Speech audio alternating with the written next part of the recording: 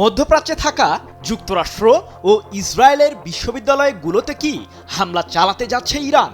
হঠাৎ ভিন্ন ধরনের এমন প্রতিশোধ নেওয়ার হুমকি কেন দিল ইরানের সর্বোচ্চ প্রতিরক্ষা বাহিনী আইআরজিসি? জানা গেছে, ইরানের বিরুদ্ধে স্থল অভিযান চালানোর ষড়যন্ত্র করছে যুক্তরাষ্ট্র।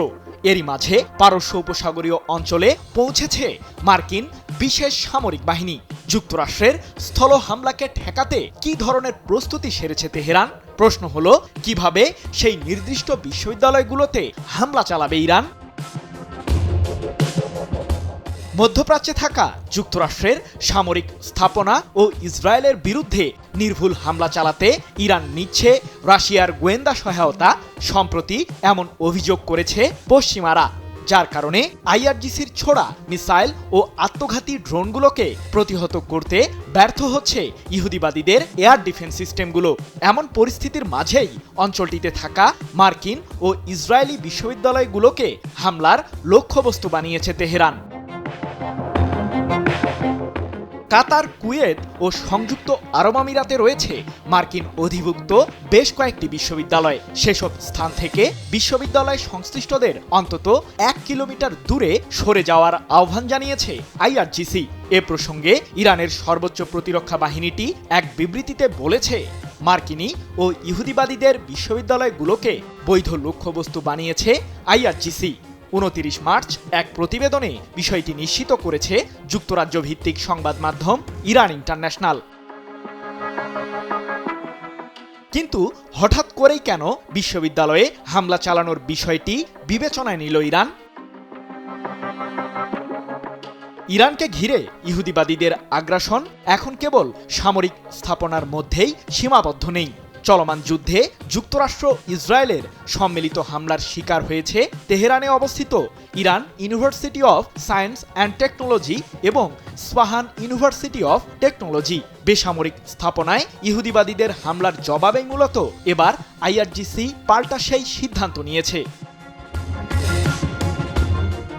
এদিকে ইরানের বিরুদ্ধে কয়েক সপ্তাহব্যাপী স্থল অভিযান পরিচালনা করার জন্য ব্যাপক প্রস্তুতি গ্রহণ করেছে মার্কিন প্রতিরক্ষা দপ্তর পেন্টাগন।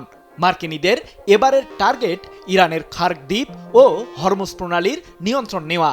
এরই মধ্যে পারস্য উপসাগরীয় অঞ্চলে পৌঁছেছে মার্কিন যুদ্ধজাহাজ ইউএসএস ত্রিপলি, যাতে রয়েছে প্রায় ৩৫০০ মার্কিন সেনা। এক প্রতিবেদনে বিষয়টি নিশ্চিত করেছে কাতার ভিত্তিক সংবাদ মাধ্যম আল জাজিরা। প্রশ্ন হলো, মার্কিন প্রেসিডেন্ট ডোনাল্ড ট্রাম্প কি তাহলে বৃহৎ যুদ্ধে জড়ানোর পায়তারা করছেন? ইরানের বিরুদ্ধে স্থল অভিযানে যুক্তরাষ্ট্র যাবে কিনা সে বিষয়ে এখন পর্যন্ত নিশ্চিত নন ট্রাম্প। তবে হোয়াইট হাউসের প্রেস সেক্রেটারি ক্যারোলিন লিভিট এ প্রসঙ্গে বলেছেন, বিভিন্ন বিকল্প ব্যবস্থা গ্রহণের জন্য প্রেসিডেন্টকে অবগত করা পেন্টাগনের কাজ। এর মানে এই নয় যে ট্রাম্প সিদ্ধান্ত গ্রহণ করেছেন। তবে প্রশ্ন থেকেই যায়, ইরানের বিরুদ্ধে যুক্তরাষ্ট্র স্থল অভিযানে গেলে আইআরজিসির প্রতিক্রিয়া ঠিক কেমন হবে? যুক্তরাষ্ট্রের হুমকি চূড়ান্তভাবে বাস্তবায়িত হলে ইরানও কঠোরভাবেই জবাব দেবে, এমনটি জানিয়ে আইআরজিসির মুখপাত্র লেফটেন্যান্ট কর্নেল ইব্রাহিম জুলফাকারি বলেছেন, ইরানের বিরুদ্ধে আকাশ যুদ্ধে ব্যর্থ মার্কিনীরা, তাই তারা এখন স্থল অভিযানের ষড়যন্ত্র করছে। তবে মার্কিন সামরিক বাহিনীকে নিশ্চিহ্ন করতে প্রস্তুত আছি আমরা। আমি ভরসা রাখি হিরন স্মার্ট ওয়াটার পিউরিফায়ারে। সম্প্রতি আন্তর্জাতিক বিভিন্ন সংবাদ মাধ্যম তাদের প্রতিবেদনে জানিয়েছে, যুক্তরাষ্ট্রের স্থল অভিযানকে প্রতিহত করতে প্রায় 10 লাখ সৈন্য প্রস্তুত রেখেছে তেহরান। সৃজন মাহমুদ, নিউজ 24।